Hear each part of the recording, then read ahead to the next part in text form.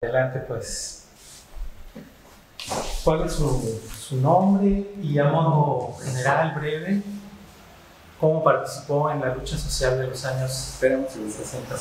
Ya me pongo guapo. Sí, está bien. Porque esta madre es para la posteridad.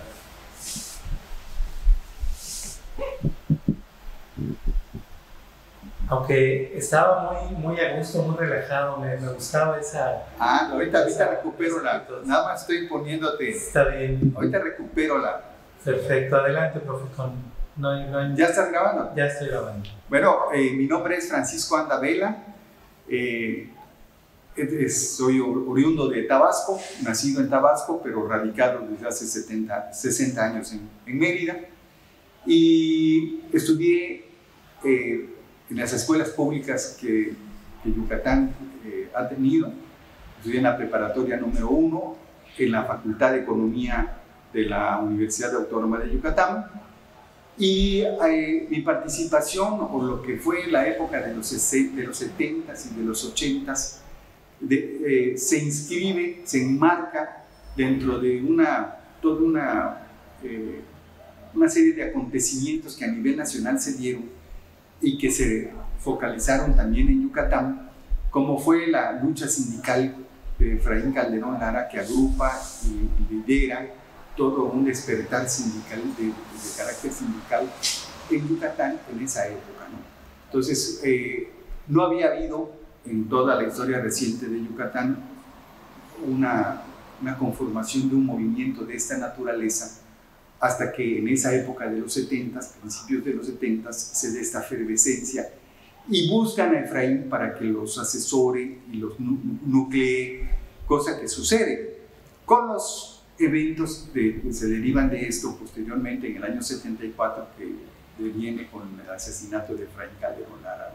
Nosotros, como estudiantes de economía, preocupados y sensibilizados por nuestros maestros, porque también la educación de la Facultad de Economía estaba muy vinculada con maestros que provenían de la Universidad Nacional Autónoma de México, del Politécnico, que recién se acercaban en Yucatán, y como era de reciente aperturación la Escuela de Economía, estos maestros nos transmitieron y permitieron la formación de estudiantes y de una generación de estudiantes que tuvo esa particularidad, la sensibilidad de las causas sociales, y fue muy fácil que nos integráramos nosotros o simpatizáramos nosotros con los movimientos sociales que se estaban desarrollando a principios de los 70 en Yucatán.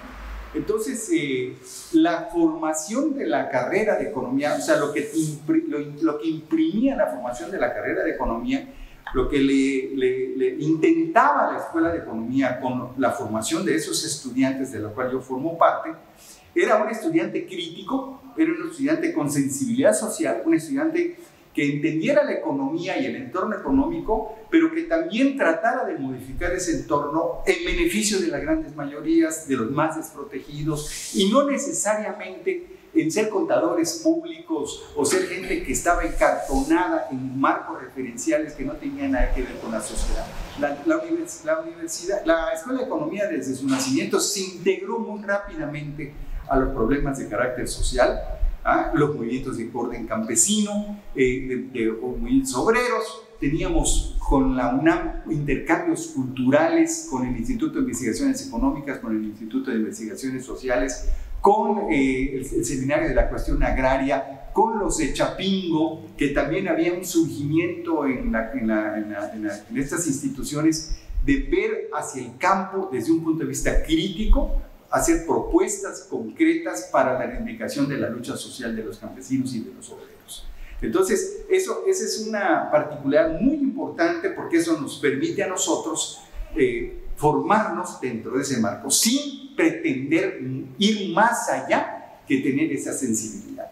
De manera tal que cuando vienen todos estos acontecimientos, y a mí me toca en suerte porque yo manejaba un mimeógrafo, teníamos un centro de impresión, se llama un taller de impresiones, en donde además fundamentalmente estaba dedicado a la reimpresión de algunos ensayos, de algunos documentos que difícilmente se conseguían de carácter económico, lecturas que nos exigían en la escuela, y eso con ese instrumento que era el mimeógrafo socializábamos esa información, sacábamos 50, 60, 70 ejemplares de documentos de 5, 10, 15, 20 hojas.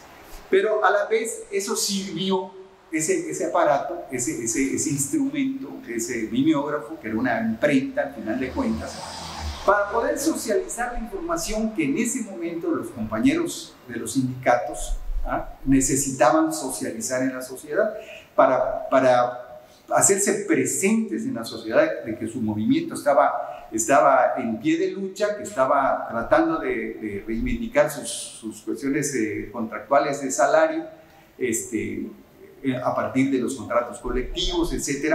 Y entonces recurrían a la Escuela de Economía porque ahí les imprimíamos nosotros esa necesidad de divulgar ese conocimiento, ¿no? Esto además el volante, como le llamamos nosotros los volantes, porque pues era un volante porque andaba de mano en mano, se distribuía en los paraderos de los autobuses, en la entrada de los cines, de los teatros, en los parques, donde habían compañeros que se dedicaban a hacer una divulgación en los barrios populares, en las colonias populares, había mítines relámpagos, le llaman con su megáfono, en los parques se juntaba la gente, 15, 20 personas, y ahí se les informaba de lo que estaba sucediendo en tal o cual sindicato, cómo iba tal o cual huelga, etcétera, etcétera. Que eso se magnifica cuando el asesinato de Rafael Calderón, ¿verdad? Entonces ahí ya es mucho mayor. Siempre, absolutamente siempre, salvo muy contadas excepciones, estuvimos en contra, como se tiene ahorita, en contra de los movimientos mayoritarios que pretenden hacer cambios no radicales, pero sustanciales en el desarrollo de la economía, un aparato patrocinado por el Estado mismo en contra de estos movimientos, a partir de la prensa perfectamente estructurada, como eran los periódicos de todos conocidos, el de Yucatán, el Novedades de Yucatán, ¿no? Toda esa prensa que subsistía, sobrevivía en amaciato con el gobierno, ¿no? Entonces nosotros siempre estuvimos en contra de lo que se informaba, o se desinformaba, y nosotros teníamos que contrarrestar eso con una información, con una fuente de información, por supuesto crítica y algunas veces radical, en contra de estas posturas de estos que tenían estos amaciatos con el Estado, ¿verdad? Y cumplió su función. Y cumplió su función porque mucho del apoyo y la sobrevivencia de los sindicatos hasta el día de hoy se dio a partir de que hubo una posibilidad de contrarrestar eso con información alterna. Así le llamamos nosotros, así lo consideramos. No sucedía, no eran solamente lo que ellos decían, sino también había una puerta abierta, que era el volante, donde compañeros críticos y con mucha tingencia, mucha capacidad, explicaban cómo era el movimiento y lo que fundamentalmente cuando el Charras, cuando el asesinato, primero el secuestro y luego el asesinato y lo que siguió al asesinato del Charras, esto fue una herramienta fundamental, la socialización de la información a partir de ese instrumento que era el mimeógrafo, pero que detrás del mimeógrafo, además de la parte técnica que nosotros veíamos, fundamentalmente yo, había un equipo de compañeros de trabajo que pensaban, escribían, ¿verdad? Y nosotros lo único que hacíamos era teclear el documento, hacer el stencil y ponernos a imprimir 15,000, 20,000, 30,000, 40,000 volantes por jornada, ¿no? Entonces, esto permitió un acercamiento tanto del estudiantado, de la propia universidad, y una vinculación con la sociedad, con este caso con los que estaban en pie de lucha por la reivindicación de sus sueldos y sus prestaciones sociales, que por lo general no eran debidamente retribuidos por parte de los patronos. Mucho está sucediendo hoy y cada vez se expresa con mayor claridad el hecho de, por ejemplo, en la industria turística, por llamarle, que no es una industria, pero es porque es una prestadora de servicios, todo lo que es la zona hotelera de Cancún, la Riviera Maya, en donde los grandes detentadores de los monopolios hoteleros le pagan una miseria, y lo estamos viendo ahorita, hoy, ayer, en el reparto de utilidades, en donde se dan el lujo de darle 90 pesos de utilidad a los trabajadores, y entonces es una miseria comparado con la inmensa cantidad de dólares que se llevan al extranjero, y todos estos grandes componentes en un concubinato con el propio Estado, ¿no? O sea, entonces, ya grande, ya a mi edad, ya no estamos para andar haciendo volanteos ahí en la zona hotelera o teniendo un mimeógrafo. Eso ya debe de ser para las nuevas generaciones o para las nuevas estructuras que seguramente hay y que existen, y si no se van a crear, porque la defensa de las condiciones laborales siempre va a estar vigente, siempre va a ser una prerrogativa que le queda al trabajador en contra del patrón y en contra del Estado, si así fuera, ¿no? Entonces, para nosotros fue una experiencia inigualable, no solo en el proceso formativo académico, ¿verdad?, sino en el proceso de la sensibilidad que nos dio una escuela como la que tuvimos en un marco referencial, como ya te explicaba, y que eso nos permitió tener una perspectiva social, ¿verdad?, y dentro de nuestro quehacer académico y de nuestra profesión, que la seguimos conservando, pues, o sea, no tenemos el mismo ímpetu quizá de los años, de 20 años, 25 años, ¿no? Porque ahora ya estamos casi en los 70 y pico y casi 80, ¿verdad? Es otra dimensión, el cuerpo también se agota y todo este tipo de cosas, ¿no? Y tus prioridades sociales también, porque ya eres abuelo, ya eres padre, ya te gana toda esta parte de la sociedad, ¿no? Te incorpora, te atrae, te hace para sí. Entonces, sin embargo, te digo, recordamos muy vívidamente, ¿va?, toda esa lucha que se dio. Hubieron muchos acontecimientos dentro de, al menos lo que a mí me compete, que fue la Facultad de Economía, que serían dignos de mencionarse, no ahorita, pero quizá más adelante tengamos otros programas o otras formas de hacérselo, dejar por sentado nuestras vivencias, ¿no? Que esa es la parte fundamental, ¿no?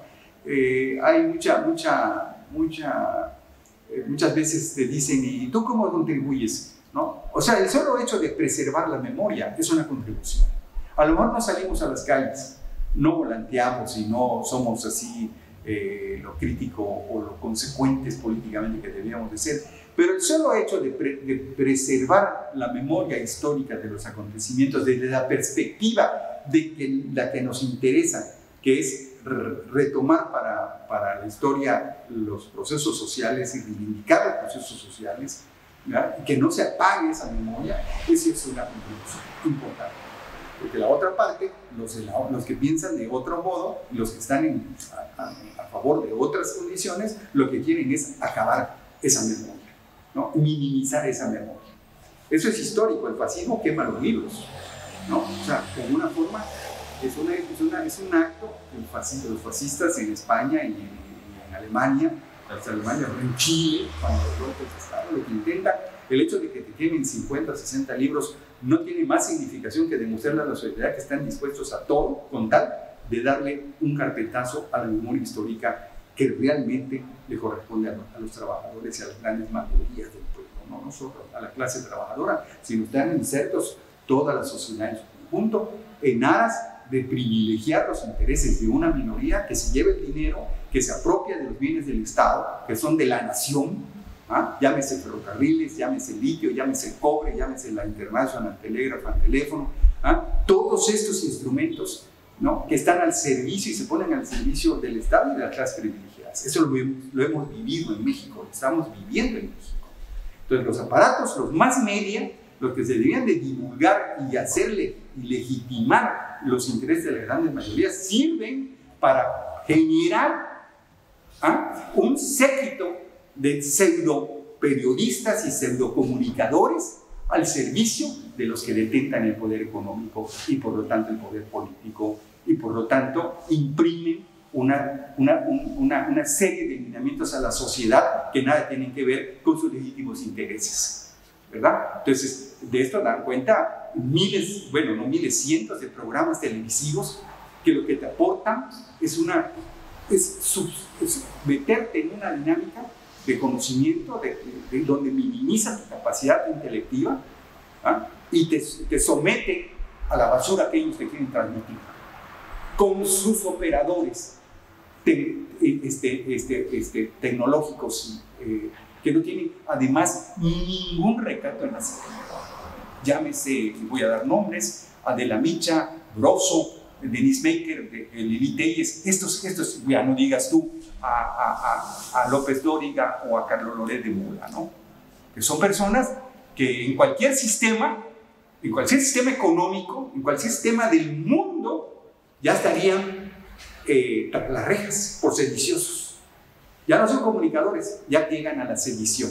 Entonces, así operaba y así sigue operando los mass media, estas fuentes informativas que conocemos durante el proceso del Charras, volviendo al tema de lo que sucedió en los años 70, 74, la prensa jugó un papel importantísimo para legitimar el asesinato, para darle la razón al Estado, en este caso a Loret de Mola, ¿verdad?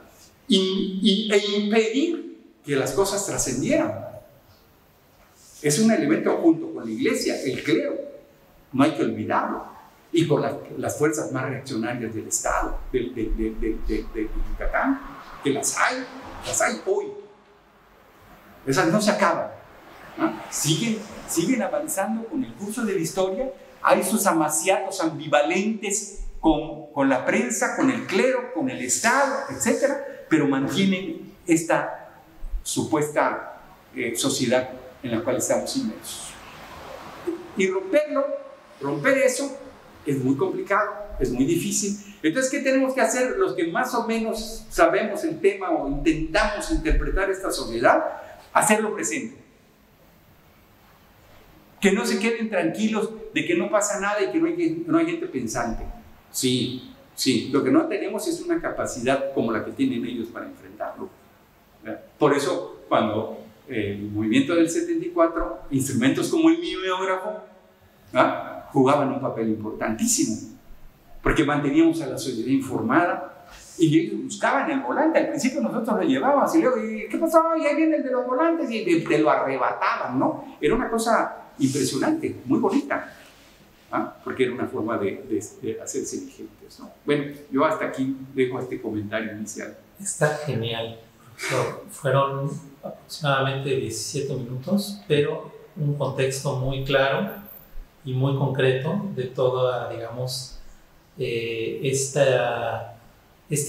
tema, ¿no?, de los medios de la comunicación y de cómo hacer ese contrapeso tan necesario en momentos de verdadera emergencia, ¿no?, en momentos en que no se duda, o al menos ustedes no dudaron en hacer lo que hicieron, ¿no? Claro. Vamos a, si les parece bien, a ir con Felipe. Correcto. Y también, Felipe, si quieres hacer una exposición amplia de tu participación, de tu presentación primero, y luego igual una exposición más o menos de tu experiencia. Adelante, Felipe. Bueno, en primer lugar, soy Felipe de Jesús, no del Sagrado Corazón como Calderón, pero Felipe de Jesús Pérez Estrada. Mi participación dentro de la lucha social, el movimiento social, se inicia en la secundaria Lázaro Cárdenas, una secundaria nocturna para trabajadores. Soy hijo de una trabajadora, mi madre era una trabajadora, y primero entré a estudiar a la Agustín Vadillo, Cicero. Y como reprobé el primer año de secundaria, me dijo, si quieres seguir estudiando, pues ve cómo le haces. Entonces me metí a trabajar de ayudante de mesero a los 14 años y ingresé a la secundaria nocturna Lázaro Cárdenas. Allá conozco a Pedro Quijano, que estaba organizando su sociedad de alumnos para lanzarse para presidente de la sociedad de alumnos de la secundaria Lázaro Cárdenas. Hacemos buena relación y me invita a formar parte de las Juventudes Comunistas. Estamos hablando de 1969 aproximadamente. Bueno, antes quisiera dar un antecedente. Yo provengo de una familia muy conservadora, católica, incluso, bueno, no puedo decir que tengo familiares porque ya fallecieron, fundadores del PAN aquí en Yucatán, y educado en la infancia bajo la religión católica cristiana. Y a mí lo que siempre me llamó la atención de esto era la cuestión de Cristo. Creo que ese aspecto emocional fue uno de los aspectos que luego, conforme fui creciendo, me transformé en un adolescente. La juventud decía Lenin, los jóvenes de procesos revolucionarios. Y no teníamos tantos medios de distracción y de enajenación como existen ahora. Entonces, había problemas. Para empezar, estaba yo estudiando en una secundaria nocturna de trabajadores. Era de los más jóvenes porque la mayoría eran de 18 años en adelante. Eran gente mayor que yo. Y pues comentábamos de los problemas laborales que tenían estos compañeros de la secundaria. Y allá nos vamos formando, luego constituimos, empezamos a promover el Frente Popular Independiente Jacinto Canek y hacer labor en colonias populares, organizando a la gente ante sus demandas.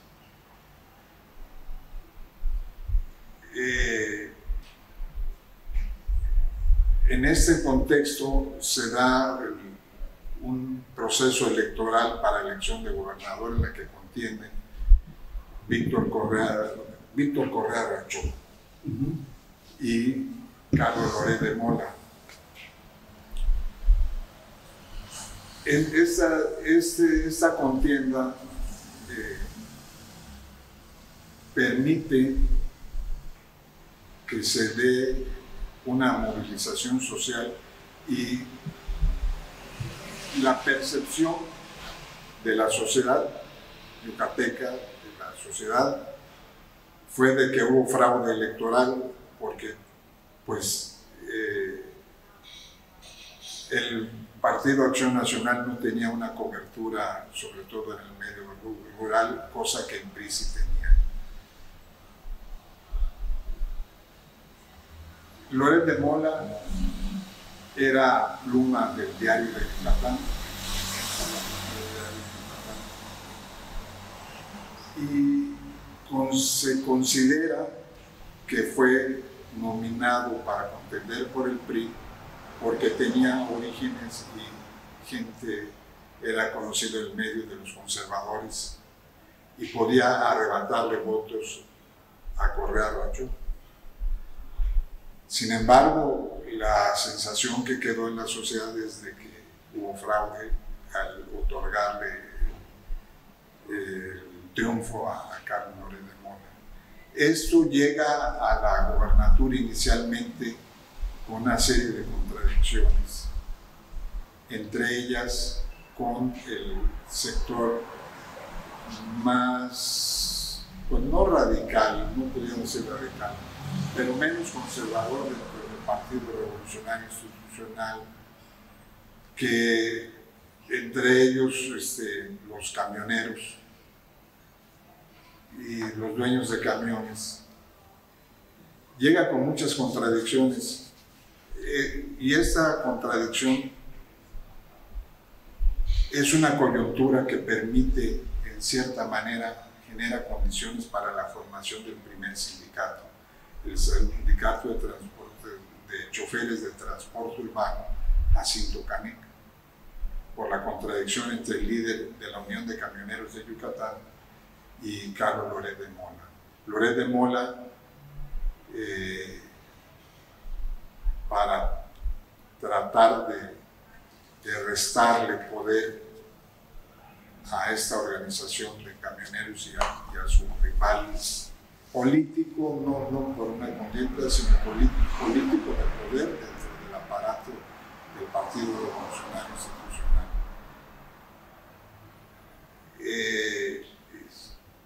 Genera las condiciones. Por otro lado, subsistía el sindicato, habían dos sindicatos a nivel nacional de electricistas y el sindicato democrático de electricistas. Teníamos un compañero, Humberto Sosa Pérez, que era el líder sindical y un reportero, Franklin Alonso Cabrera, que además había sido chofer de transporte urbano, conocía a muchos choferes. Ahí se da la situación de que los choferes tenían condiciones de trabajo muy difíciles, de una sobreexplotación, horarios hasta de 12 horas continuas de trabajo, por salarios, como había mencionado Francisco Andavela, en esa época salarios bajísimos. Y con el apoyo del sindicato de electricistas democráticos,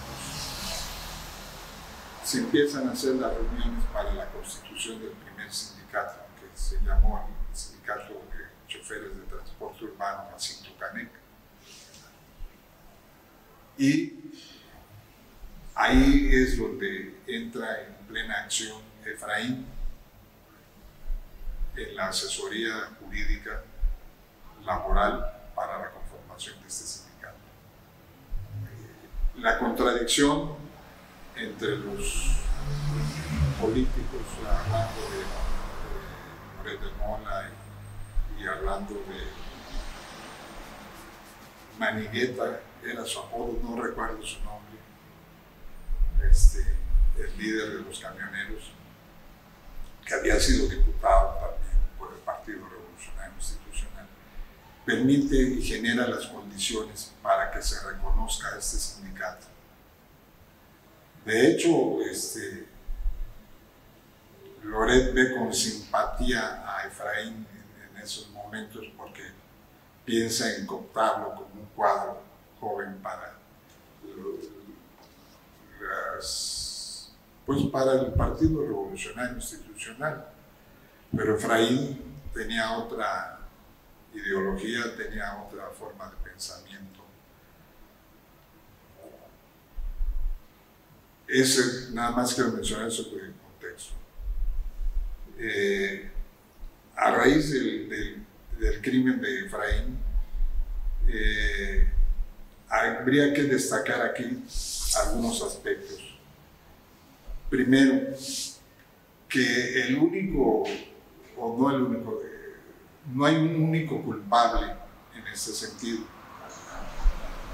señalando a Carlos Loret de Mola, sino que habría que profundizar más, investigar más, aún en estos tiempos, a 50 años casi del crimen de Efraín,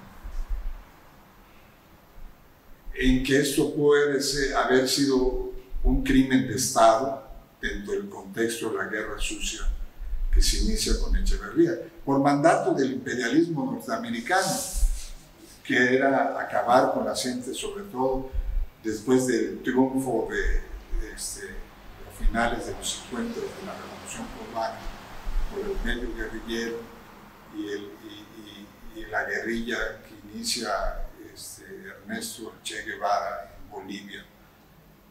Incluso a Che Guevara lo capturan vivo, herido, vivo, podían haberlo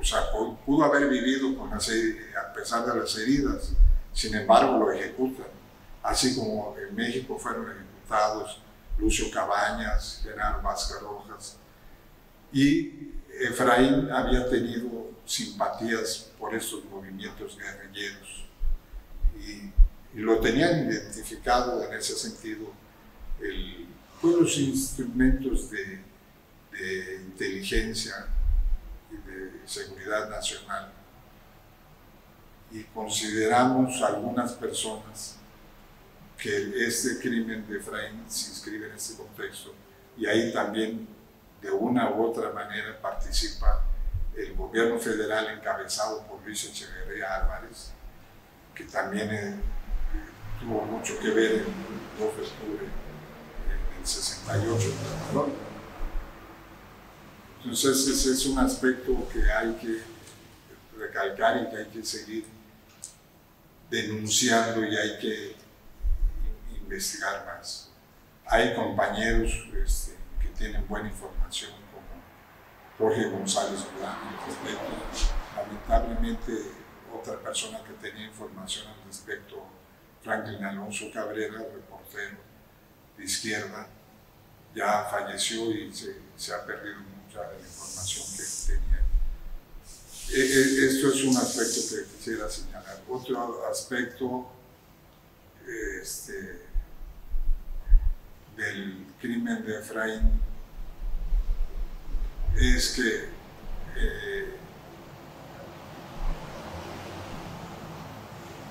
van creciendo los sindicatos y se afectan empresas como Mitze Cusesa, en las cuales era socio su secretario particular, el arquitecto Cervera Mangas. Sí, era Cervera Mangas, ¿no? Arquitecto Cervera Mangas, secretario particular. Cervera Mangas fue uno de los patrocinadores de Víctor Correa Rachó. Fue uno de los patrocinadores en la campaña. Tenía una empresa constructora y los vehículos de la empresa constructora sirvieron para apoyar la campaña de Víctor Correa Rachó para gobernador. Sin embargo, después de que se declara el triunfo de Loret hábilmente, para calmar los ánimos, se jala a Cervera Mangas y le ofrece el puesto de secretario particular y se compromete a que parte de la obra de su gobierno, la obra pública, iba a ser para las empresas de las cuales era socio. A la industria Trevi, de la panadería, Gran Trevi, le da protección arancelaria contra Bimbo. A la cervecería Yucateca de los Ponce le da protección arancelaria contra la Montezuma, la Cuauhtémoc y la Modelo. Muy inteligentemente él se empieza a acercar. Entonces, uno de los aspectos aquí importantes es esto que hay que destacar, el que empezó a afectar los intereses, el movimiento sindical encabezado por Efraín, los intereses de gentes dentro del mismo aparato del gobierno y las gentes más conservadoras, como Cervera Mangas, que había apoyado a Víctor Correa Rachó. Eso es en cuanto al crimen de Efraín y las condiciones. Algunos, hay un sinnúmero de aspectos que podríamos mencionar. Otro aspecto que quisiera anecdotario, que no quiero abundar mucho porque Francisco Andavela, compañero de lucha, pues ya abundó suficiente y bastante en ello. Nada más quería recalcar 2 o 3 aspectos. El aspecto de la propaganda. El aspecto de la propaganda es fundamental para todo el movimiento. Y en este sentido, yo lo que recuerdo cuando estábamos en economía, en las mañanas se formaba una fila, ¿te acuerdas, Francisco? Sí. Se formaba una fila de gentes que venían de la Bojorques, de la Madero, de las 5 colonias, de la Vaca Vieja, de los comités de barrio, hacían cola y llegaban con sus botes sellados, repletos de dinero. Entonces, en una ventanilla a veces estaba el compañero Juan Carlos Herrera Pérez, alias el soldado, el sargento. Yo lo subí a sargento. Sí. Inició como soldado. El Yo sargento. no metí el rango. El sargento destapaba el bote y echaba en una cubeta el dinero, y luego volvía a sellar, y en la otra puerta se le entregaba al compañero del comité de barrio correspondiente su nuevo paquete de volantes y nuevamente su lata. Su lata vacía. Vacía y sellada. Y el dinero se le entregaba al tesorero Cobán, Exactamente. Fernando Cobán. ¿Y cuál es la importancia de esto? Que los comités de barrio, así que como los comités de brigada de la escuela de economía teníamos un comité que salíamos diariamente después de hacer el reparto de volantes, salíamos a hacer brigadeo en los mercados de Santiago, de Chembech, de Santana, en fin, de las colonias populares también, en el carro de Roca, Manuel Roca. de Manuel Roca, con las compañeras Cecilia, Juanita, Carolina y un servidor. Salíamos, las compañeras boteaban y volanteaban, mientras yo con el megáfono andaba. Eran mítines relámpagos de 5 minutos y nos retiraban. Y Manuel Roca era el conductor guardaespaldas. Sí, porque pues, él era un hombre fornido y diestro. Sí, había provocadores. Scouts. Los scouts. Sí. Entonces, pero aquí lo importante es la fuerza que adquirió la propaganda. Dos factores importantes: la organización, porque la gente se organizó en los barrios. ¿Y qué hacían los comités de barrio? Repartían los volantes. Todo el sistema educativo se paralizó, todo, hasta las escuelas particulares. La simpatía con el movimiento fue amplia. Y en las escuelas secundarias, los comités de madres y padres de familia tenían siempre el aparato de sonido, tocando música de protesta, como le llamábamos en ese entonces, todo el día, y cada cierto tiempo leyendo los volantes. Se leían los volantes. Entonces, con la información actualizada del día. Era la radio popular en las colonias, la radio popular. Y los volantes, creo que a Francisco se le ocurrió esa idea de ponerle abajo: no tienes este volante, pásalo. Y entonces la gente lo hacía. Un volante lo leían 10, 15, 20 personas, y la gente en los camiones, los camiones se repartían. La gente se autoeducó, la gente se desarrolló su conciencia y por lo tanto su capacidad organizativa. Por lo tanto, la propaganda, y eso hay que destacarlo, la propaganda juega un papel fundamental en la organización y desarrollo de los movimientos populares y sociales. O todo lo contrario, cuando viene bueno, antes de entrar, yo quisiera hacer un paralelismo para demostrar esto. Podemos estar o no de acuerdo con Andrés Manuel López Obrador, el presidente, pero es a lo que ha recurrido él, la propaganda, con sus mañaneras. Y podemos estar o no de acuerdo con sus planteamientos, pero la fuerza que ha adquirido él como personaje, más que el partido político o el movimiento que lo llevó a la presidencia, esta actividad diaria de propaganda que él hace, pues mantiene una aprobación del 70%, nos guste o no nos guste. No se trata de si estamos de acuerdo o no estamos de acuerdo con él, sino del valor, lo que quiero destacar, de la propaganda. Tan es así que después de toda esta etapa que culmina el desarrollo de la sociedad en México, que culmina la etapa de la economía mixta con López Portillo y se acaba y viene el proceso de transición hacia el neoliberalismo con Miguel de la Madrid Hurtado. En el nombre lleva la fama. Entonces, y luego con Salinas se hace la expropiación de los bienes de la nación, pero la expropiación llamada privatización, se expropia al pueblo.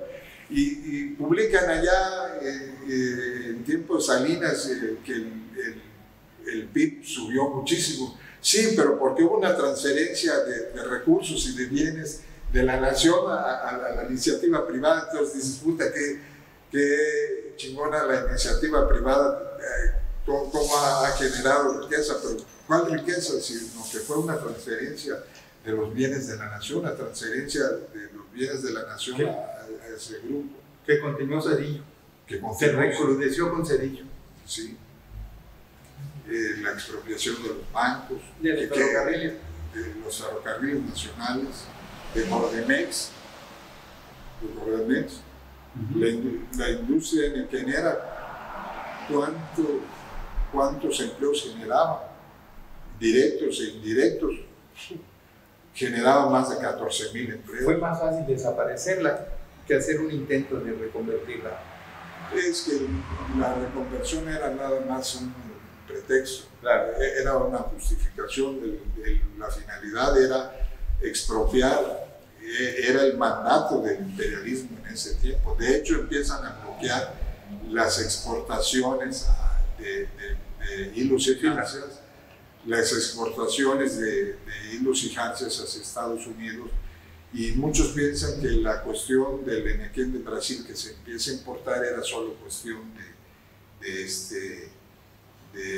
que no había fibra acá. No, era para hacer un mezclado de fibras y modificar el código de importación en Estados Unidos y transitoriamente permitieran seguir importando esos productos, porque ya alineamiento desde la casa matriz del neoliberalismo, sí, cabezado por Ronald Reagan y Margaret Thatcher.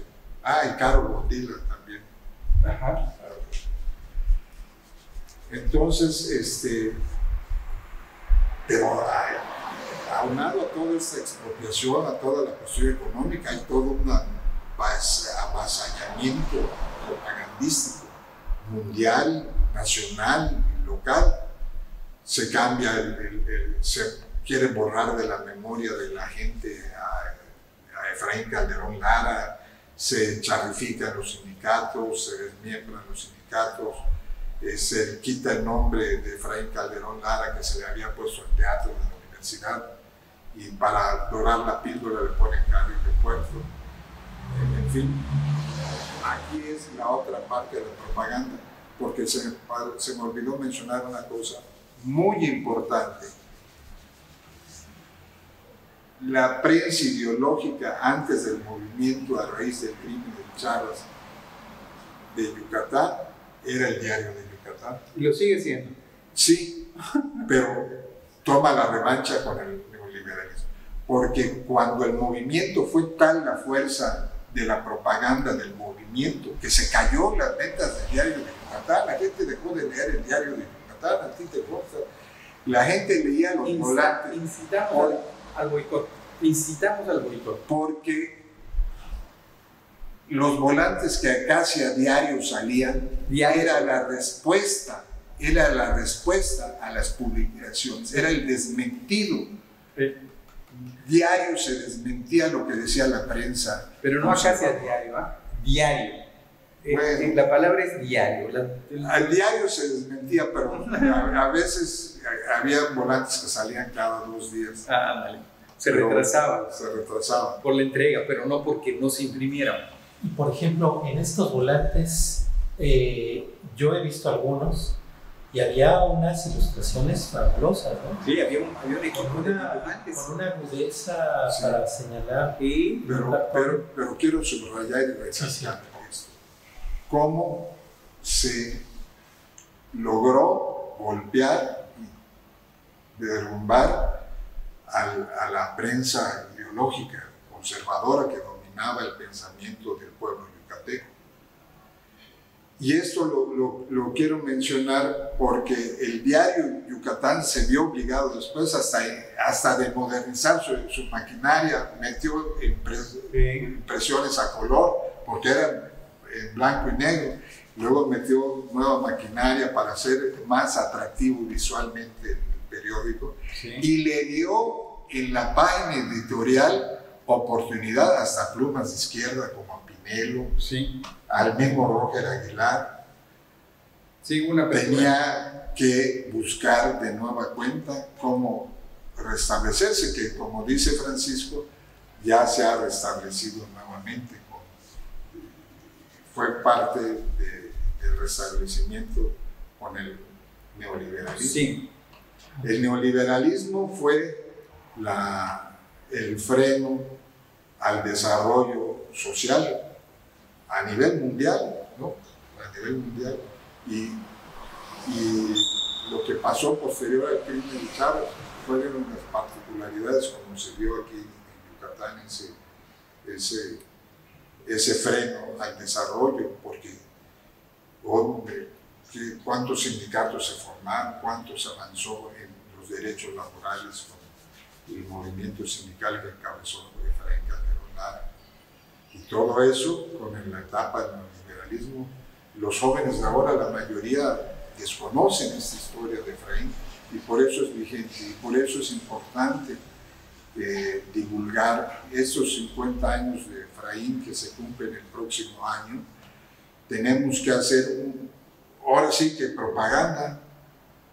Nosotros pues colaboramos en el Frente Campesino en Defensa de la Tierra y de la Vida y tenemos que llevar no solamente la lucha que están emprendiendo ellos ahorita en defensa de los especuladores de tierras, sino también toda esta experiencia de la lucha para darles instrumentos, porque la lucha a partir del crimen, desde antes de la lucha de Efraín y posterior al crimen de Efraín, es una experiencia que no debe perderse, es lo que quiero señalar.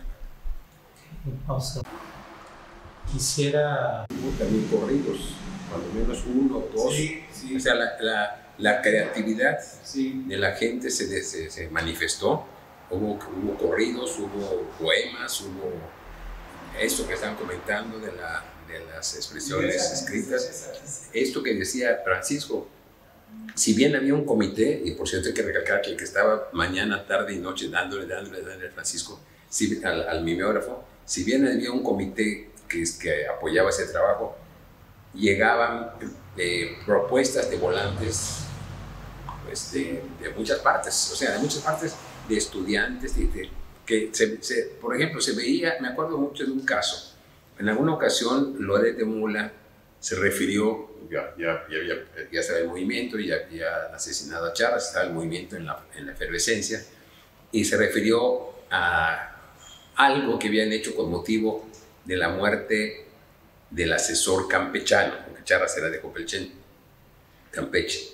Entonces hubo un volante muy bien hecho que decía, Charras, pues sí, nació en Campeche, pero está en yucateco, es más yucateco que usted, porque el gobierno de usted es el gobierno más represivo que ha habido desde la Revolución Mexicana. Entonces, fue una contestación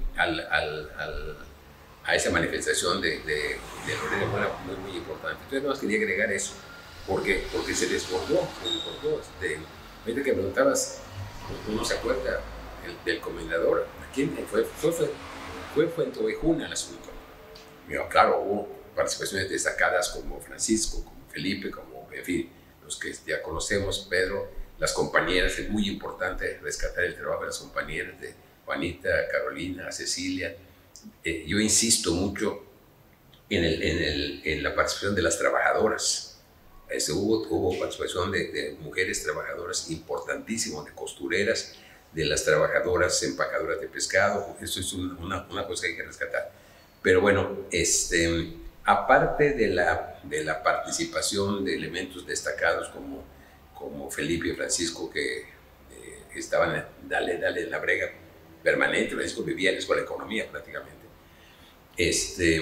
había aportaciones no solamente económicas, como el que están señalando, que llegaban con las latas para el movimiento y para los gastos del volanteo. O sea, los volantes eran la prensa del movimiento. Se hacían con la creación de la gente que daba una propuesta de volante, y luego se hacía con el trabajo técnico, creativo de personas como ellos, de Francisco. Tengo mucho la imagen de Francisco en ese cuartito, dale y dale y dale y dale. Parecía un robot que estaba dale y dale y dale. Y se hacía también con un montón de gente que participaba en todos los niveles, yo diría. Esa prensa popular, porque fue una prensa popular, los volantes fueron la prensa popular, ya lo explicó Felipe, esa prensa popular no hubiera podido existir si la gente de las colonias, de los sindicatos, campesinos, no se hubieran apropiado de la propia manifestación de los volantes. Eran no sé cuántos miles salían, era dale, que eso que dice Felipe es muy importante.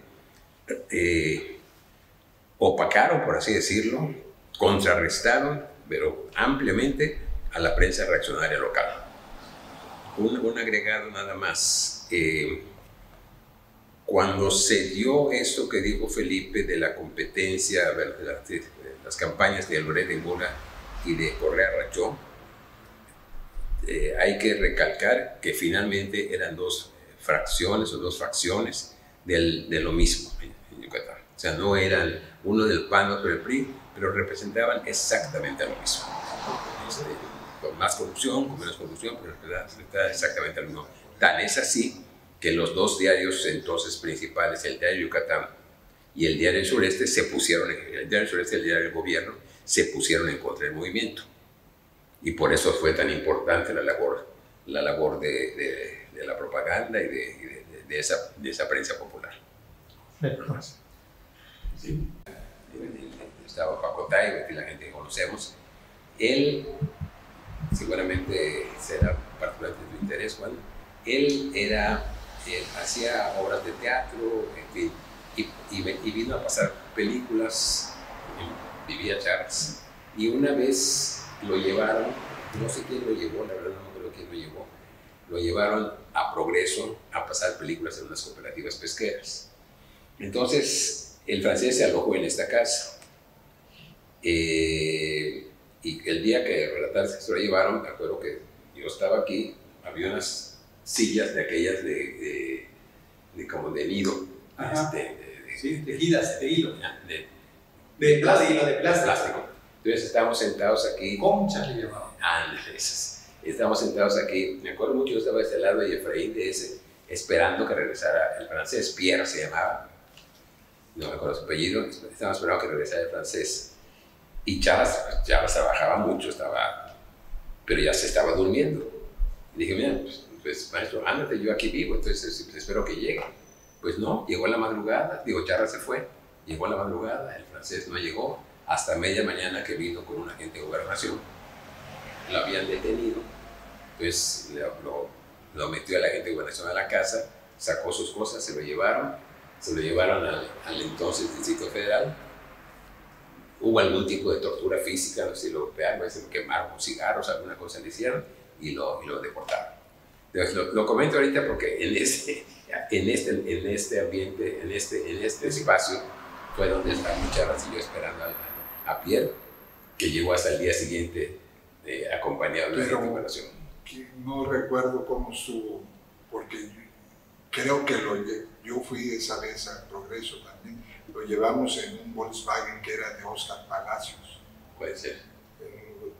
Porque yo fui, pero lo que no recuerdo es a qué hora regresamos o cómo. Lo detuvieron allá.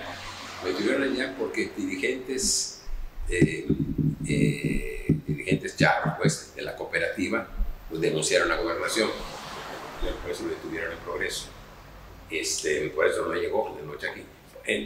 Algo que comenté, que comentamos en los encuentros en la Facultad de Derecho, por el sobrenombre, por el apodo de Charras, para que no se confundan. A Charras se le decía Charras porque de muy joven, de niño, había tenido un accidente y se había fracturado, ¿no? Le habían puesto alguna cosa en el brazo, creo que inclusive con las cosas que me ayudaron a identificar el cadáver, y le empezaron a decir de broma que ya estaba charrasqueado por la cicatriz que tenía. Entonces de ahí se hacía el Charras, que le decían desde años atrás. Claro. Nada más para que tengamos el contexto también de por qué se le decía Charras. Está bien. ¿Cómo se repartían esas tareas? Sí. En realidad, en lo que a mí compete era estrictamente el manejo del equipo, del mimeógrafo. No iba más allá. Yo no iba a los volanteos, nunca fui a los comités del barrio a divulgar lo que estaba pasando, nunca. Yo me encerré, como dice Jorge Fernández, en el cuartito, y de ahí yo salía a comprar la tinta, a comprar el papel, pero al lado de donde estaba el cuarto, donde teníamos el equipo y las mesas donde estaba el papel, etcétera, que eran cientos de miles de bajos, de hojas, etcétera, ahí había otro cubículo. En ese cubículo había una mesa larga y ahí llegaban maestros de la Rodolfo Menéndez de la Peña, llegaban compañeros de la Facultad de Arquitectura, llegaban gentes que militaban en el Partido Comunista, maestros, eran maestros, la inmensa mayoría, todos eran del magisterio. No había personas las que se sentaban allá y estaban pendientes de lo que se divulgaba. Incluso había hasta como un comité de censura o de evaluación del volante, donde no se dijeran mentiras, donde no se dijeran insultos, donde no se agrediera a la iglesia, a las cosas que en algún momento pudieran estar en contra del movimiento, o sea, que pusieran a las personas en nuestra contra.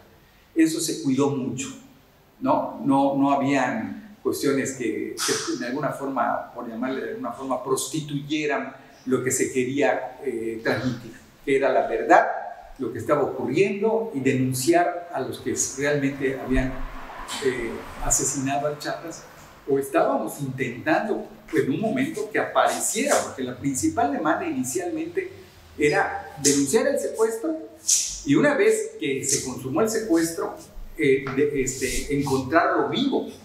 Esos fueron 2-3 días muy intensos, y cuando se da la noticia, estábamos en la Facultad de Economía, porque ahí estaba el hermano de Efraín, que era José, estaba don Beto Sosa y otras personas de ahí, que maestros, todos maestros, te vuelvo a repetir, ahí le van a dar la noticia a José, al hermano de Efraín, de que ya identificaron el cadáver, y se confirma afirmativamente que es Efraín Calderón Lara el cuerpo.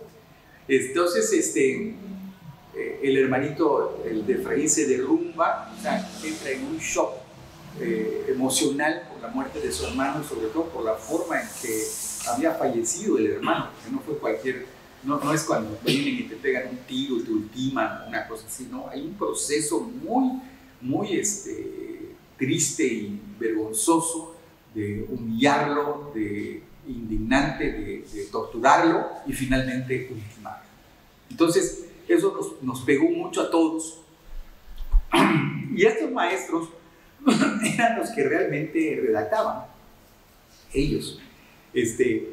Algunos compañeros de algunas colonias de las comunidades aledañas a la ciudad, o de Motul, que había habido también una efervescencia previa con los ingenieros y los desfibriladores, etc., vinieron con eso que dice Jorge Fernández, vinieron con los corridos. Hubieron como 3, incluso hay uno que todavía sobrevive ese corrido, ¿verdad? Se le canta en las ofrendas florales en el cementerio, etcétera, etcétera. No, está viva esa conciencia de los corridos, ¿no? Y es una forma también que le llega a las personas, le llega a las grandes mayorías, a los jóvenes y a las mujeres y a los padres de familia, etc. Y los que hacían los dibujos, la caricatura política, eran compañeros de arquitectura que llegaban ahí a economía. La Facultad de Economía siempre se distinguió y posteriormente,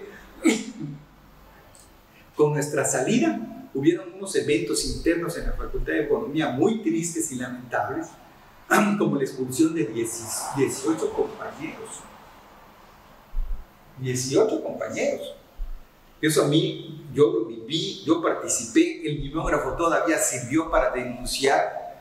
Yo fui a hablar con el rector, yo personalmente fui a hablar con el rector Rosado para denunciarle que no era posible, que era, para nosotros fue, esa época fue el medioevo de la universidad, el medioevo de la facultad, de la época medieval, el oscurantismo asentado en la facultad. Es lo que le hicieron a Galileo, lo que le hicieron a Giordano Bruno, porque toda la Inquisición, eso fue lo que se instauró en la Facultad de Economía.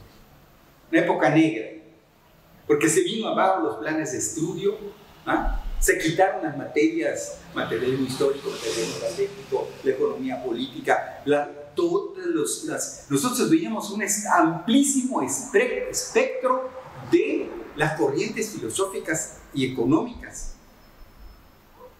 Y eso se destruyó. No había distingos de esto. Había un privilegio de ciertas materias en cuanto a la función metodológica y el cumplimiento de las funciones metodológicas en la ciencia y en el estudio, como era la economía política, un método de análisis científico, y eso, muy a pesar de muchos, yo sigo creyendo en ese método, ¿verdad?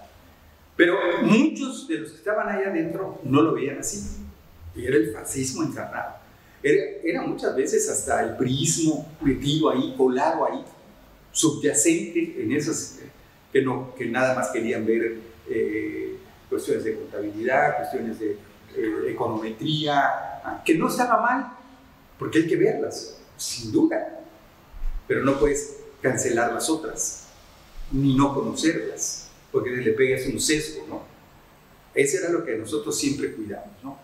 Y que evidentemente la escuela no se convirtiera en un botín político de partidos de ninguna especie. Siempre mantenerla al margen, y bueno, que si algún partido político tenía que tener la escuela y el estudiantado en su conjunto con sus maestros, etc., era el interés de las grandes mayorías. La denuncia pública de lo que no nos parecía como ciudadanos, que estábamos en un proceso de formación todavía, de buenos ciudadanos, pero no pegar un sesgo a esos buenos ciudadanos, cancelándole a partir de una facultad,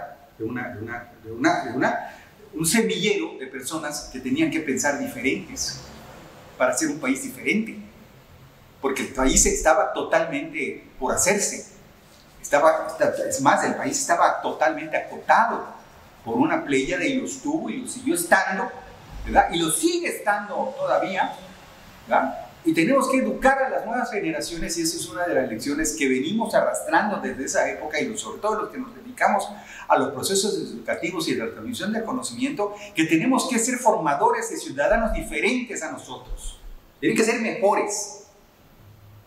Un ciudadano que en última instancia tenga un mínimo de la claridad social que tuvo Efraín, un mínimo. Ya no digas tú que vamos a formar líderes sociales, no, eso sería lo ideal, que todos, no, pero no aliviados, no castrados mentalmente, no mercancías para el mercado, no ciudadanos de a modo a lo que la industria y la empresa necesita. El Politécnico en la época de Cárdenas, como la UNAM hasta ahora, son los últimos reductos que quedan de un pensamiento filosófico educativo diferente, de vanguardia, estar alertas. Eso es lo que necesitamos, que todos estén alertas. Alertar a la sociedad, alertarlo a pensar, a quitar el celular, ¿ah? A denunciar a los Loret, a los Broso, a los Ciros. No solo denunciarlos, a permanentemente estar alertas de que no son los que deben de transmitir la información. A una Adriana Sánchez Azuara, a una Laura Bozzo. Este Estado ha sido permisivo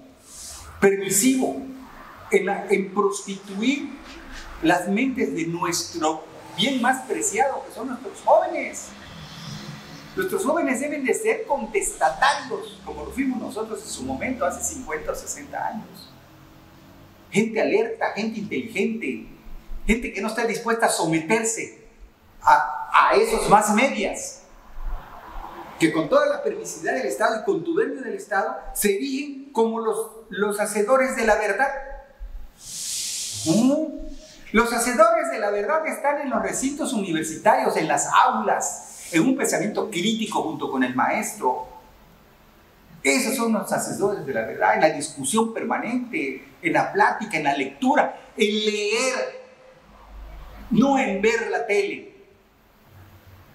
en nutrirse de un pensamiento que tiene que ser analizado, que fue lo que pasaba con los volantes. Los volantes eran totalmente opuestos a la televisión, porque sabíamos que en la televisión lo que íbamos a ver y lo que estamos viendo en la televisión es una caterva de mercenarios empleados de los más media que detectan el capital, que hoy están en problemas, como Salinas Pliego, que está a punto de quebrar todas sus empresas porque ya le suspendió la Comisión Nacional de Bancaria y de Valores toda su posibilidad de bursatilizar su deuda. A ver cómo lo resuelve, porque no se puede declarar en quiebra. Entonces, ahí es donde está el problema. Ahí es donde tenemos que estar muy alerta. Entonces, volviendo al punto, ¿quiénes escribían? Los que siempre han escrito. Los que siempre han estado alertas en el desarrollo de este país. Los maestros. Los maestros. Desafortunadamente, la Revolución Mexicana, toda la pléyade de gente que escribió en Regeneración, son maestros. Gente culta, gente preparada.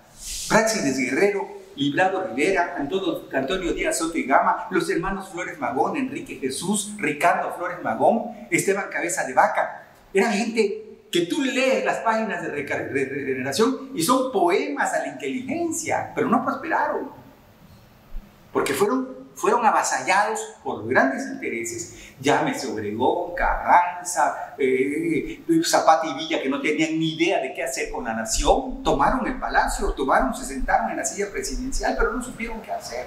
No dieron el paso, el salto cualitativo que se debió haber dado para que esta historia fuera diferente. Todos murieron en la cárcel, asesinados. Todos esos maestros, como los hermanos Carrillo Puerto, como los Aquiles Cerdán. ¿Ah?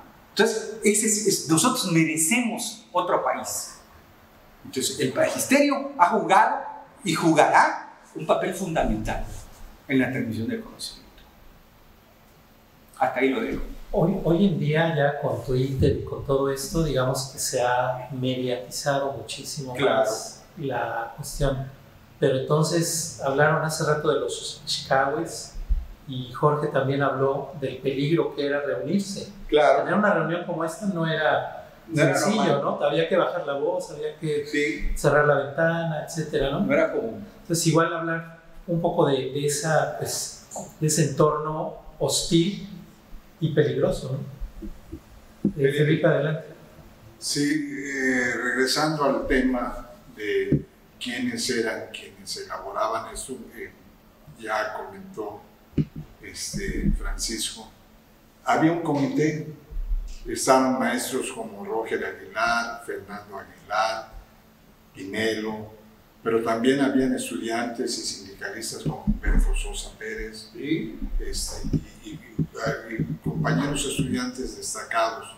Era un comité bastante amplio, lo cual llevaba a veces la discusión del volante que se iba a sacar al día siguiente, a veces hasta 2 horas.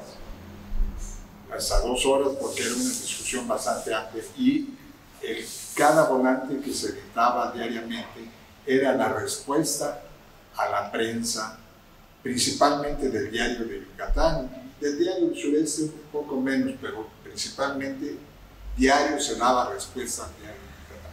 O sea, diario se desmentía todas las mentiras que diariamente vertía el Diario de Yucatán.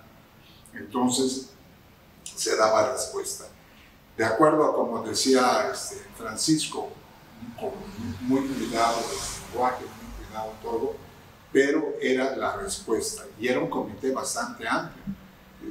Vuelvo a recalcar, a repetir, a veces llevaba hasta 2 horas el texto y luego ese texto se pasaba para teclear el stencil y se llevaba a otras escuelas porque no éramos la única escuela que tenían volantes, estaba antropología, ingeniería y el edificio central. ¿No estaba Contaduría en ese momento? Sí.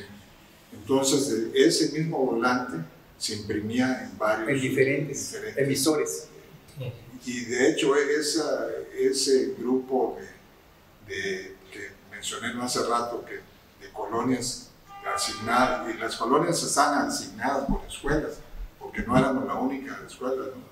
Nosotros teníamos una serie de colonias y poblados como Canacín, recuerdo entre ellos, poblados cercanos a la ciudad de Mérida. Conurbados. Pero igual otras escuelas tenían otras colonias y otros poblados. Pero en síntesis era en efecto un comité bastante amplio, donde sí tenían preponderancia los maestros, y era donde se discutía la respuesta diaria a la prensa conservadora. O sea que habían varios mimeógrafos. Sí, y yo les daba mantenimiento además. Sí, yo una vez a la semana lavaba los mimeógrafos, se lavaban los rodillos, se aceitaba, se engrasaba y quedaban al 100. El lunes ya estaban al 100 eran como 6 o 7 mimeógrafos que había. Y para cubrir las enormes distancias para Canacín, para los ciudades rurales, los camioneros apoyaban. Sí, muchas veces en los autobuses urbanos te llevaban gratis, además. O sea, hubo una solidaridad inmensa en ese sentido. Incluso en el caso de muchos transportistas suburbanos, a las compañeras, por ejemplo, se subían, las cuidaban, no les cobraban. Siempre hubo una solidaridad. Iban inclusive a los barrios y había un grupo de personas que se reunían para proteger a los que iban a ir allí porque pues, estaba latente la situación de la agresión,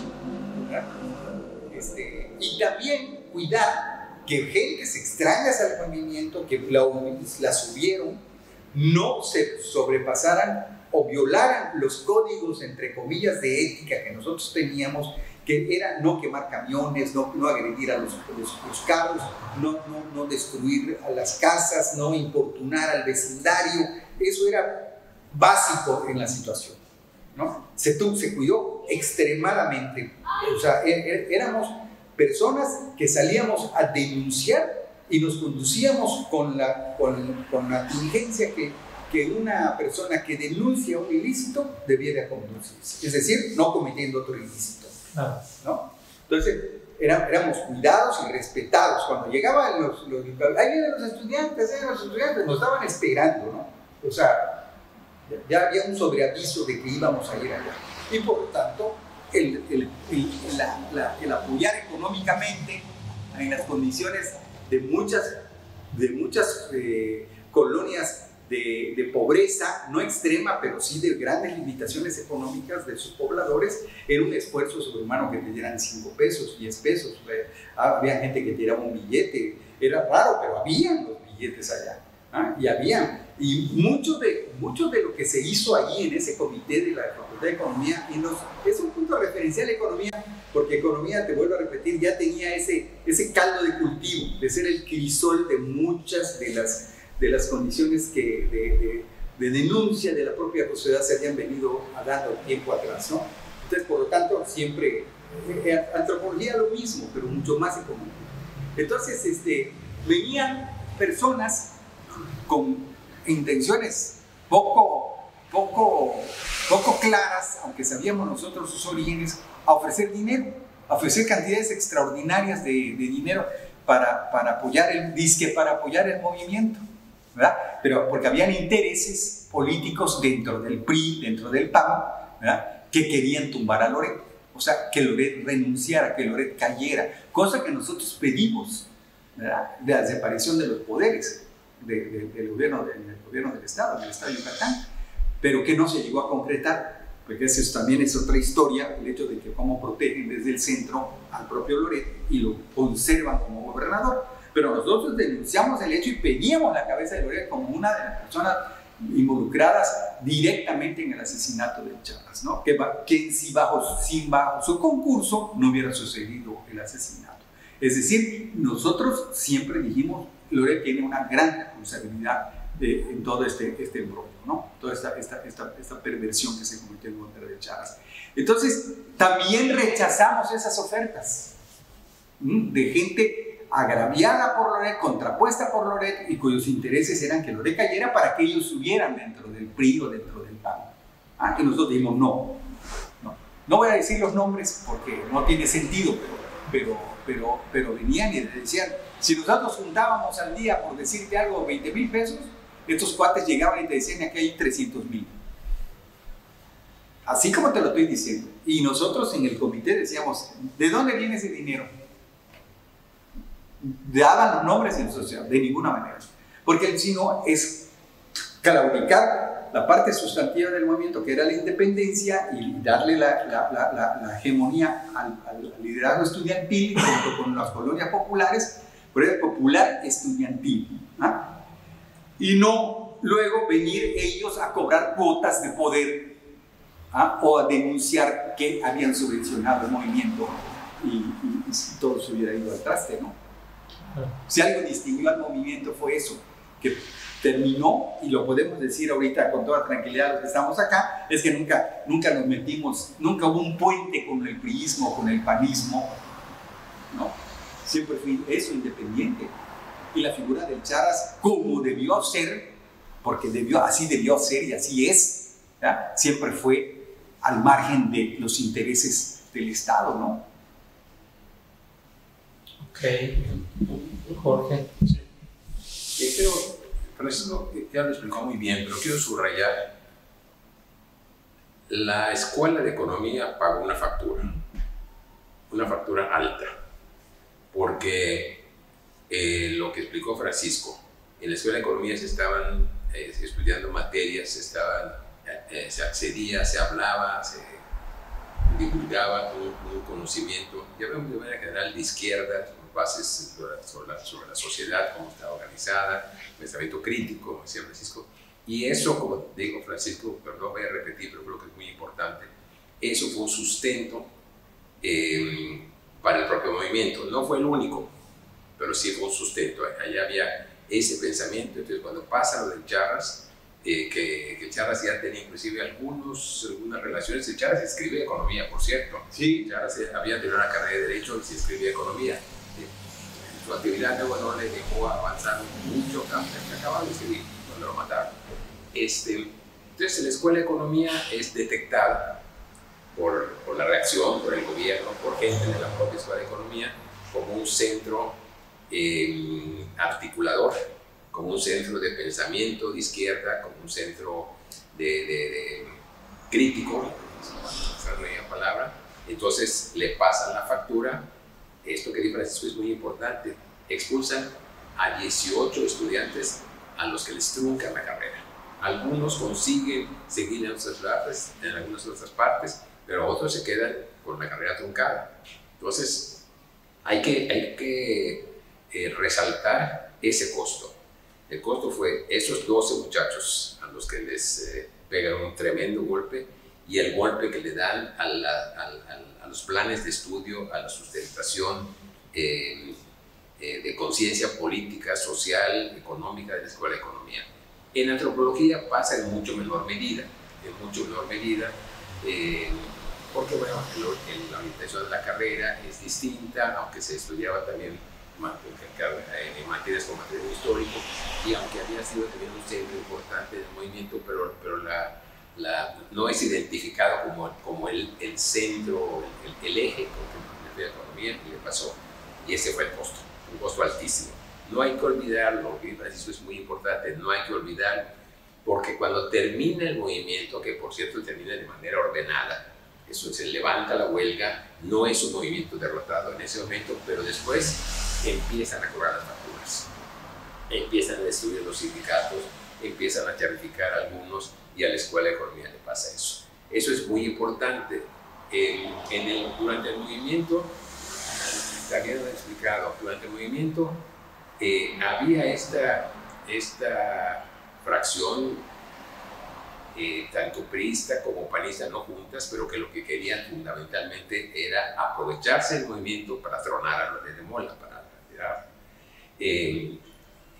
Ya lo dijeron los compañeros, la intención del movimiento no era, la intención del movimiento era clarificar el crimen, que se supiera de dónde había venido, cuál era el origen intelectual. Esa era una, bueno, si Loret tenía que ir, que se fuera. No era protector de Loret, desde luego, estaba en contra de Loret.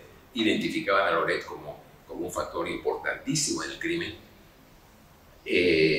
Pero lo más importante era identificar a los autores intelectuales, y algo que tenemos que reconocer que no cuajó, que se consolidara la organización popular.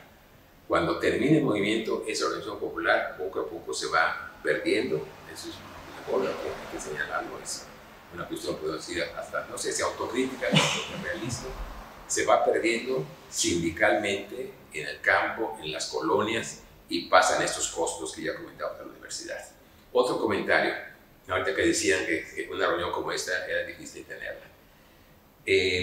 Si recuerdo bien, habrá sido a finales de 73, hubo una reunión, yo estaba en México, pero venía con mucha frecuencia, hubo una reunión en el despacho de Efraín, y don Beto Sosa, ya había habido varios registros sindicales, y don Beto Sosa, me acuerdo mucho de la palabra que utilizó, había habido varios registros sindicales, y don Beto Sosa dijo: hemos tenido bonanza, nos ha ido bien, hemos obtenido varios registros, ahora hay que tener cuidado con el ramalazo.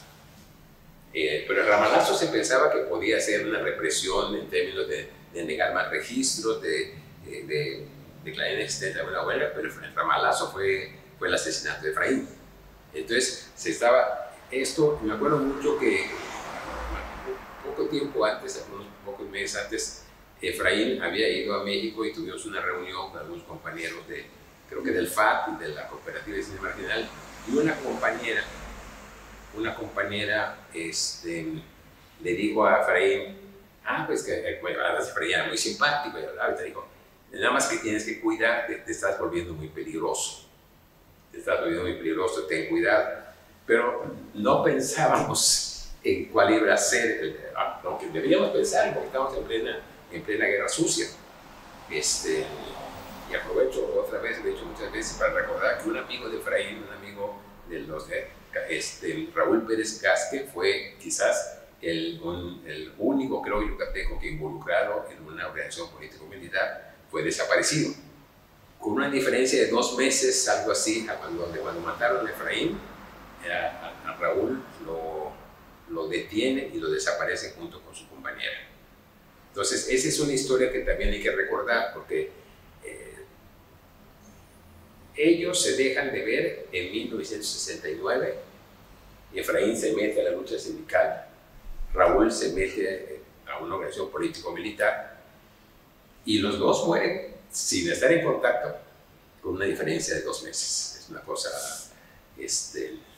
muy dura, pues, lo que voy a presentar. Bueno, ese es otro aspecto. Y sí, nada más terminar diciendo esto: no eran tiempos fáciles, eran tiempos muy complicados, muy complicados. había un contexto nacional, internacional, duro, complicado, pero había gente, mucha gente que estaba luchando en Tío Efraín, y bueno, y pasó lo que pasó.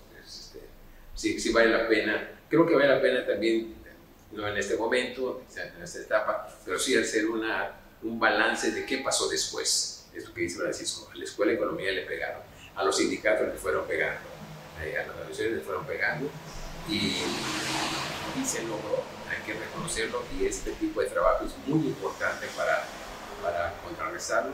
Se logró la pérdida de la memoria. Si le preguntamos a jóvenes 18, 20, 30, quizás hasta 40 años, ya no tienen mucha idea de lo que pasó en esos años. Ninguna. Y es difícil de dar una idea de cómo se organizó la gente. Esto que narra Felipe, bueno, narran los dos. Se crean los comités, dice, ¿dónde aprendió la gente a organizarse como se organizaba? ¿Dónde aprendió a recolectar el dinero, a cuidarlo y a entregarlo para que se fuera? Entonces, hay una sapiencia popular que brota en ese momento. Claro, estaba fresca el muy probable fraude que le permitió a Loret asumir la gubernatura. La gente estaba molesta, pero la organización del movimiento popular estudiantil del 74 poco tiene que ver, pero tiene que ver la molestia, pero la capacidad organizativa del 74 es, bueno, no sé si después de Carrillo Puerto, tal vez probablemente sea la más importante que hay. Sí, los alineadores del progreso es por decir que hay. ¿Los qué? Los alineadores del progreso. Los alineadores del progreso. En progreso hay un movimiento sindical que ojalá se pueda rescatar, rescatado parcialmente. Ojalá se pueda rescatar porque hay toda una historia de organización popular en Yucatán, y el 74 es fundamental, 73, 74 es fundamental para recuperar eso. Sí, parteaguas. Si no se pierde. Ok. Y respecto de este grupo de golpeadores que llamaban Xcahues, ¿cómo era la interacción con ellos? ¿Era realmente estaban ahí acosando? Sí, Sí, definitivamente. Si a algo le teníamos miedo nosotros, fue a la aparición de estos personajes. Estos personajes empiezan a aparecer después de que balean la universidad, no antes. Porque después de que balean la universidad, las cosas se recrudecen. Se recrudecen porque la propia institución se ve afectada y toma cartas en el asunto, se expresa, da su punto de vista. Antes no. El Consejo Universitario, en pleno al día siguiente del tiroteo, o sea, se saca un desplegado porque sesiona en el propio recinto de la universidad a las 8 de la noche, el rector convoca y sesiona el Consejo Universitario, y a las 8 de la mañana del día siguiente ya hay en los periódicos de la prensa oficial, hay un desplegado de plana completa pagado por la rectoría en donde se denuncia, se sancionan esos hechos de la actitud desmedida del balaceo a la universidad por parte de la policía del Estado. Y a partir de ese momento también la conciencia de lo que estaba ocurriendo en la sociedad yucateca, en los estudiantes, en los trabajadores, en los barrios populares, también agarra una nueva fuerza. Y entonces, al agarrar esta nueva fuerza, a intensificarse, se incorporan más personas al movimiento. En las marchas, sobre todo, hay una serie de marchas que se convocan y cada vez son más nutridas, estas marchas. Y entonces empiezan a aparecer estos personajes que son una policía paramilitar de civiles que empiezan a perseguir a los compañeros, a los que están volanteando inclusive, los empiezan a hostigar, ¿verdad? Personas en moto, andan en moto, está la marcha y vienen ellos en moto. Entonces, esto de los Xcahues era a alguien se le ocurre de hacer una similitud entre los halcones del 71, del Jueves de Corpus, y regionaliza la palabra de halcón por Xcau, ya ves, los zanates, los pájaros esos negros, ¿no? Parecen cuervos. Entonces a nosotros nos daba mucha risa el término, pero eran terriblemente tenebrosos, siniestros estos personajes, ¿no? Entonces de allá viene esta palabra de Xcau, ¿no? Y se conoce pues como un paramilitar, un policía de civil, un tipo de civil que va que eran los que te acechaban, te seguían, te hostigaban, etcétera, etcétera, ¿no? Y golpeaban la más de las veces, por supuesto. Andaban en una moto con sus bastones y te venían por la espalda y te daban un garrotazo, ¿no? En las piernas, en las nalgas, en la espalda, etcétera, ¿no? Entonces, un afán intimidatorio, y lo conseguían, por supuesto. Tú veías venir a esos tipos y decías, hay que huirle porque nos van a dar en la torre. Tú no tenías nada, no tenías ningún arma, ni nada para defenderte. Perdón, otra anécdota que también da una idea de cómo estaba el sentimiento popular. Pasó por ahí, por la calle Nueva, cerca del Mercado Grande. Una tarde, yo no lo vi, pero me lo contaron. Un policía, que había un medio borracho, había uno allá. Entonces un policía lo agarra y saca su tolete para golpearlo. Entonces pasa una segunda persona y le agarra el tolete al policía.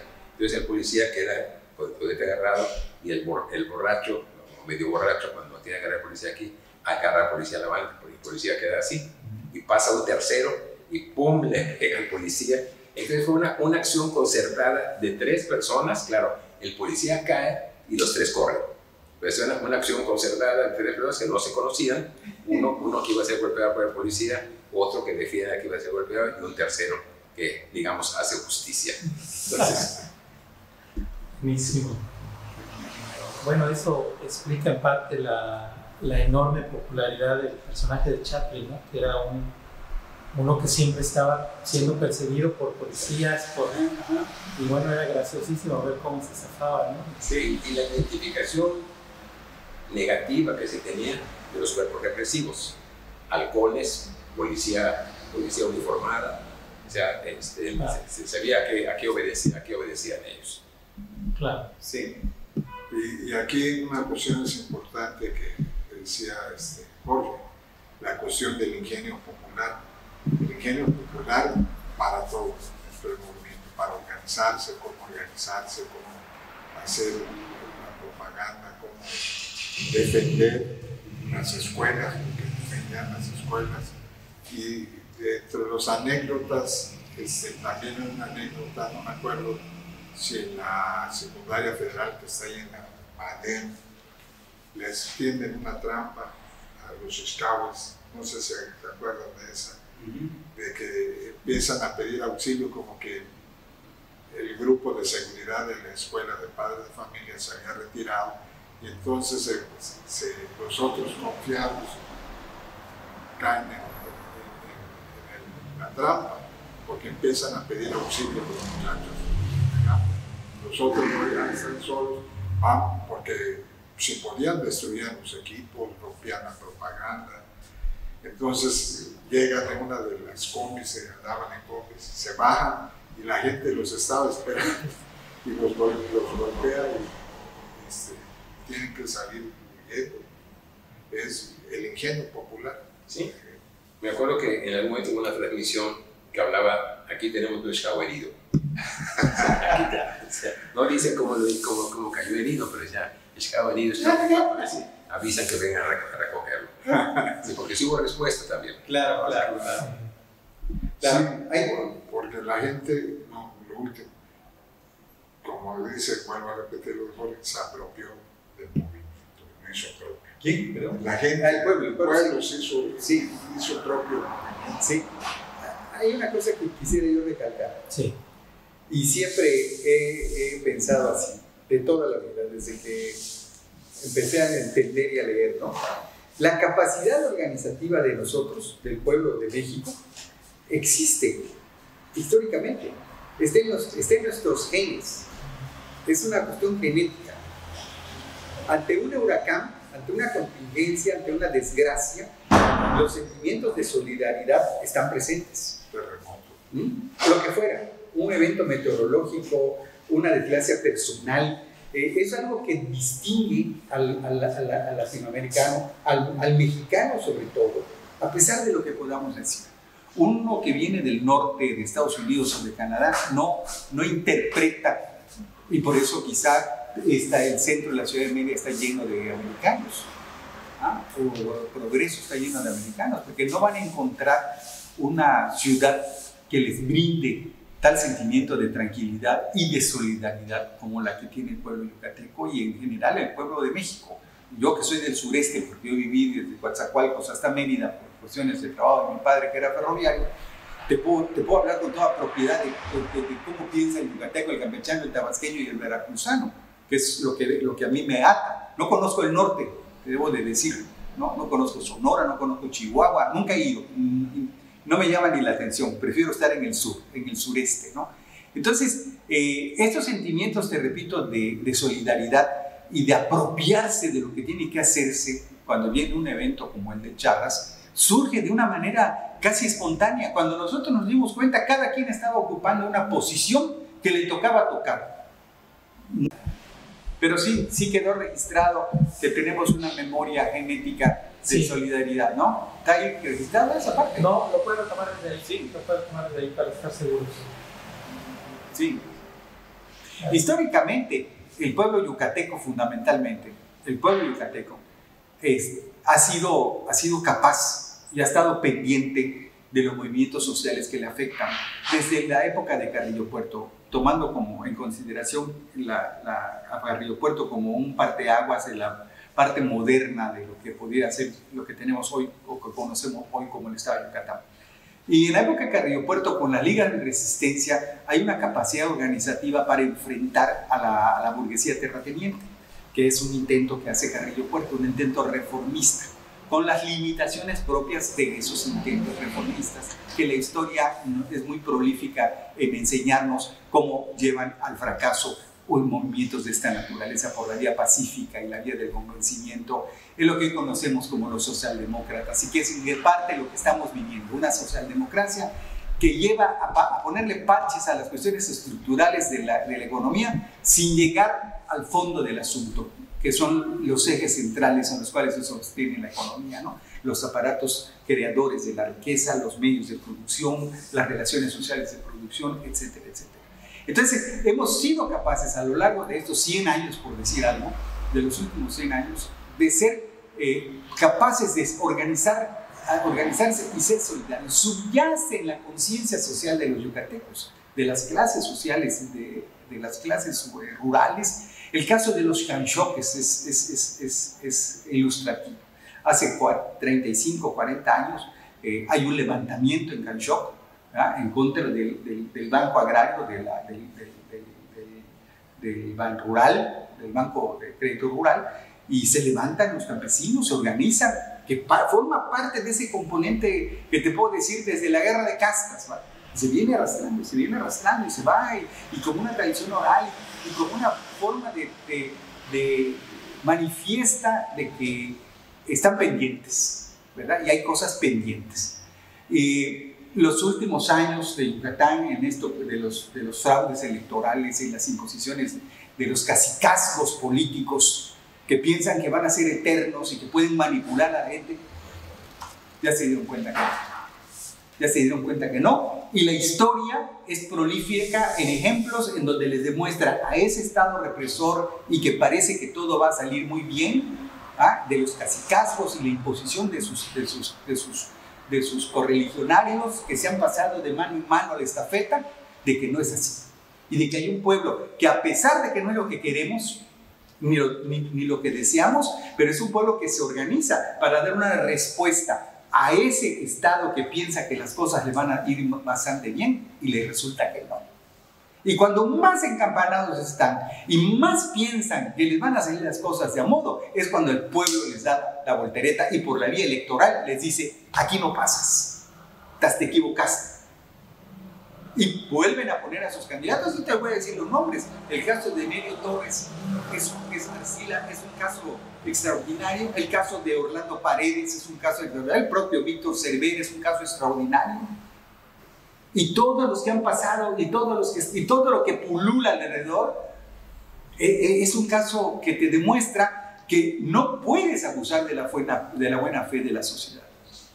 No puedes abusar de la conciencia de clase social, analítica, crítica que tiene el pueblo de Yucatán.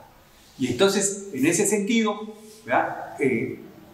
el retomar estos ejercicios de transmisión de estos conocimientos, yo estoy seguro que ayudará a que aquel lo vea, pueda tomar también una conciencia para sí y decir, oye, pues aquí tienen razón estos compañeros, ¿no?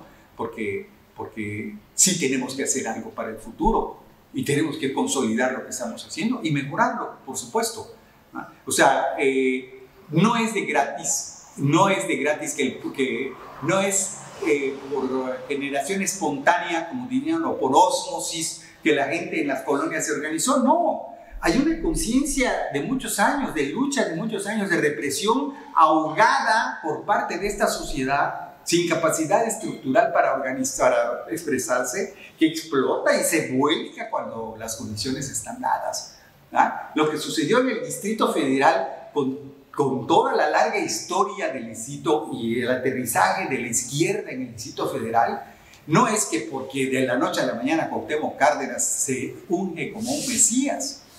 No, hay una larga lucha, tradición en el Valle de México de compañeros, de masacres, de asesinatos, de torturas, de desapariciones, de huelgas, etcétera, etcétera, etcétera, que toman para sí a toda la clase obrera, a los 18 millones de personas que viven en esa región, y dicen, hay que ponerle un alto. Y cuando le dan la voltereta y surge Cuauhtémoc Cárdenas como una de las primeras victorias que se tiene de la izquierda, las cosas cambian. Y ahí se aglutinan muchos partidos que habían luchado, como el PMT, como el PSUM, y otras organizaciones como el FATI, sindicales, etcétera, que apoyan ese movimiento, ¿no? Y las organizaciones estudiantiles que provenían desde el 68, y etcétera, y la venganza en contra de Salinas, del salinato, ¿no? O sea, del robo de la elección al propio Cuauhtémoc. Y así te puedo mencionar. Entonces, cuando surge este movimiento en Yucatán, y es la memoria cercana que tenemos nosotros, la organización no se da porque pues es una varita mágica o porque hay una... No, está subyacente. Tú hoy, 2023, surge, y estoy seguro que van a surgir, una serie de movimientos en contra de lo que es del régimen establecido, de las causas establecidas, y van a surgir condiciones de organización importantes que van a ser de una toma de conciencia que uno no ve, no está en el ambiente, pero está ahí. Y eso es lo que vuelvo a decirte. Yo estoy con mucha fe, mucha esperanza, ¿verdad?, de que nuestros hijos y la sociedad y los jóvenes en algún momento de definición que vamos a tener, y que sea por la vía del voto lo hemos visto, aunque su conciencia en la discusión y en la plática cotidiana no se ve, pero sí con el mero hecho del voto. ¿Verdad? El voto hoy es un instrumento lesivo, mortal para el establishment, para lo que está establecido. Y entonces ya nos creímos el tema del voto. El voto, en los últimos, déjame decirte que yo voté, la primera vez que voté, porque yo no tenía el credencial de elector, fue por Cuauhtémoc Cárdenas para presidente de la República, y perdimos miserablemente, y yo ya sabía que íbamos a perder. Pero sin embargo yo tenía un hilo de esperanza de que pudiera ganar Cuauhtémoc Cárdenas, y nos dimos cuenta que no. A los 100 días o menos ya Salinas estaba metiendo al bote a todos los dirigentes sindicales, a la Quina, a Salvador Guadarrama Camacho, ya tenía el ejército en las calles y en todas las gasolineras, y ya había tomado Tampico y Ciudad Madero por asalto. ¿Y qué pasó? Nada. De un golpe fáctico, un golpe de Estado. Impensable, pero sucedió.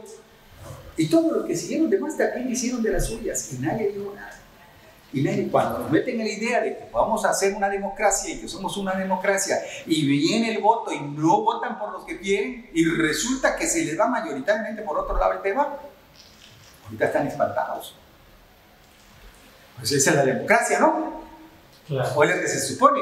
Tienes que empezar por aprender, si te metes a político, a perder, ¿verdad? A reconocer la pérdida. Y eso es lo que les está costando muchísimo trabajo ahorita. Reconocer que no tienen ni la credibilidad, ni mucho menos el sustento, ni la legitimidad sustantiva para el ejercicio del poder, bajo la lógica que ellos pretendieron y utilizaron durante 50, 60, 70 años.